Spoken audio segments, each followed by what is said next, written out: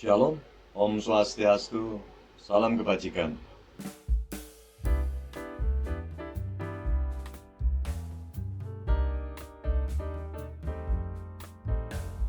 Saudara sebangsa dan setanah air Indonesia, bertemu kembali dengan Hendro Verleso.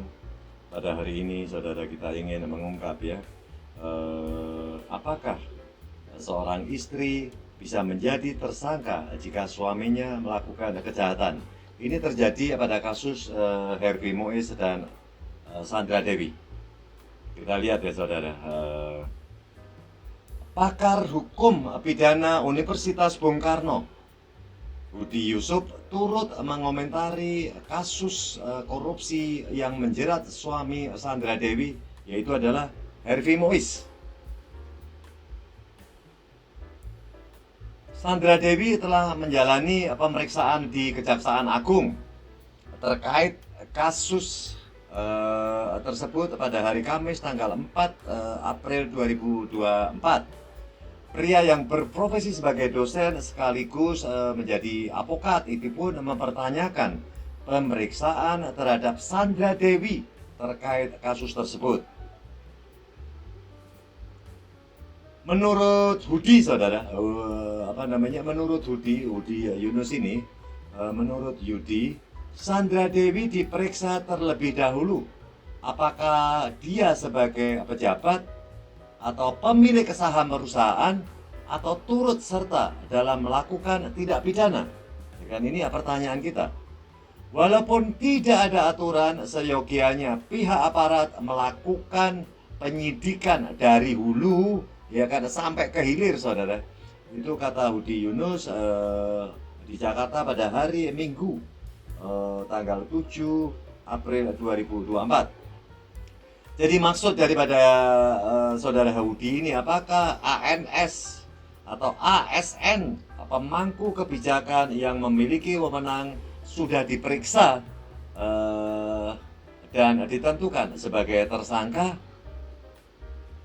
Korupsi tidak dapat berdiri sendiri dan pasti ada kerjasama antara pengusaha dan pemilik kewenangan. Dalam hal ini adalah ASN terkait apa yang terjadi. Itu kata Budi Yusuf. Budi juga mengatakan bahwa dalam Undang-Undang Tipikor tidak mungkin dapat dipisahkan antara pengusaha dan pemangku jabatan atau pemilik wewenang.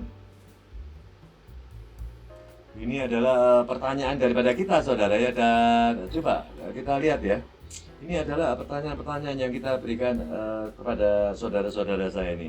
Kan kalau misalkan suami sebagai terdakwa atau tersangka, terus istrinya apakah juga bisa diikutkan di dalam dia bekerja, mungkin apakah dia bisa jadi tersangka ataupun dari apa saja, saudara, kita tidak tahu.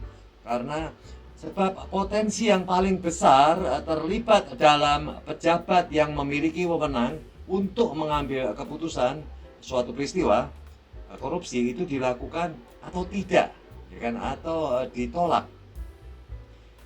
Jadi kalau seandainya si Harvey Mois ini melakukan kejahatan, saudara, dia korupsi, ya kan, apakah dia mungkin menginformasikan bahwa dia ini adalah korupsi, melakukan tindak pekerjaan ini gitu ya. Ini adalah pertanyaan-pertanyaan yang timbul pada diri kita, saudara. Jadi karena potensi yang paling besar terlibat adalah pejabat yang memiliki kewenangan, adalah seperti Harvey Mois sendiri untuk mengambil keputusan suatu peristiwa korupsi dilakukan atau ditolak. Ini adalah dari Harvey sendiri. Undang-Undang Tipikor pasal 2 tentang perbuatan melawan hukum dan pasal 3 penyalahgunaan wewenang. Kedua pasal ini pasti melibatkan pejabat pemilik keputusan.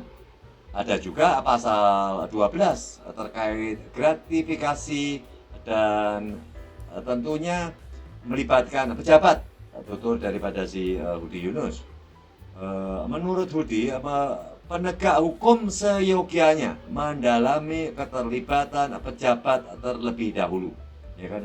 Mendalami pejabat terlebih dahulu. Berarti kalau misalkan pejabatnya adalah si Harvey Mois, ya Harvey Mois lah yang menjadi pertanyaan-pertanyaan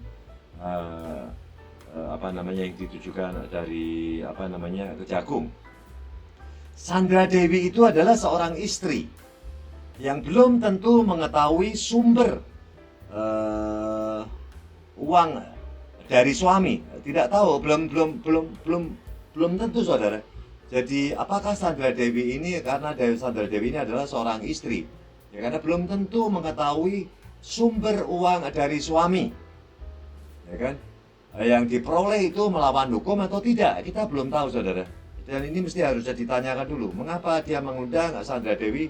Dan kemarin sudah diberikan pertanyaan-pertanyaan dan sepertinya sudah dijawab oleh Sandra Dewi sendiri. Tapi belum ada keterangan daripada Kejagung. Dan ini yang menjadi pertanyaan kita, saudara.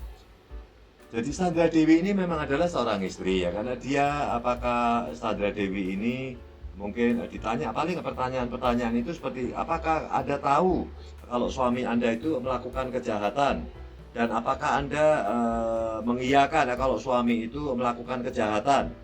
Apakah Anda merestui, segala macam? Pasti pertanyaan-pertanyaan itu diberikan kepada Sandra Dewi. Dan tentu Sandra Dewi akan menjawab dengan bagus, ya.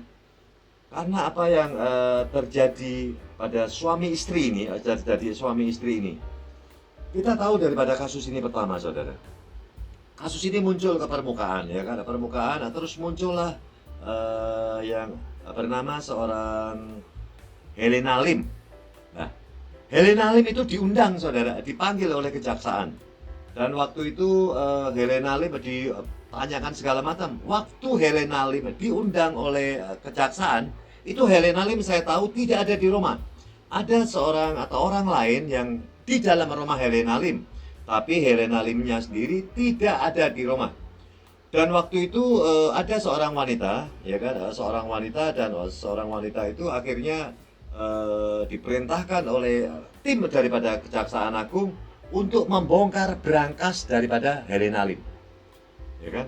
Dan akhirnya berangkas itu terbongkar, saudara. Berangkas itu terbongkar dan di dalam berangkas itu ditemukan adalah uang rupiah, dolar Singapura, termasuk dolar Amerika. Dan saya tahu waktu itu ditemukan adalah sekitar 33 miliar di berangkas Helena Lim, ya kan? Kalau itu jelas orang yang dilakukan oleh Helena Lim. Nah, kalau sekarang kasus daripada si Harvey Mois sendiri.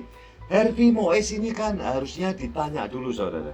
Apakah Anda ini melakukan kejahatan ini atas persetujuan daripada istri? Apakah Anda melakukan kejahatan daripada atau korupsi ini istri Anda mengetahui? Harusnya ditanyakan. Tapi kita tidak tahu apa pertanyaan yang ditujukan kepada Sandra Dewi waktu Sandra Dewi tanggal 4 April itu diundang di Kejagung. Karena dia dikawal oleh 2 pengawal, ya kan, yang satu cowok, yang satu cewek. Nah, semua yang masuk di Kejagung ini itu tidak diinformasikan kepada kita, saudara. Tidak diinformasikan kepada kita. Jadi kita juga berharap, ya kan, apakah Sandra Dewi ini tersangkut di dalam kejahatan ini? Ini adalah pertanyaan daripada kita. Kita lihat aja selanjutnya, karena pasti pertanyaan itu akan dimunculkan lagi dan diundang lagi lah yang namanya Sandra Dewi di kejaksaan, mungkin untuk menggali segala macam permasalahan yang dihadapi oleh Sandra Dewi. Terima kasih saudara-saudara saya. Dan jangan lupa tolong di-subscribe, di-like, dan dikasih komen, ya kan. Kita bertemu kemudian, atau kita bertemu lagi dengan waktu yang berbeda. Terima kasih atas atensi saudara-saudara saya. Dan sekali lagi tolong di-subscribe, di-like, dan dikasih komen. God bless you all. Terima kasih.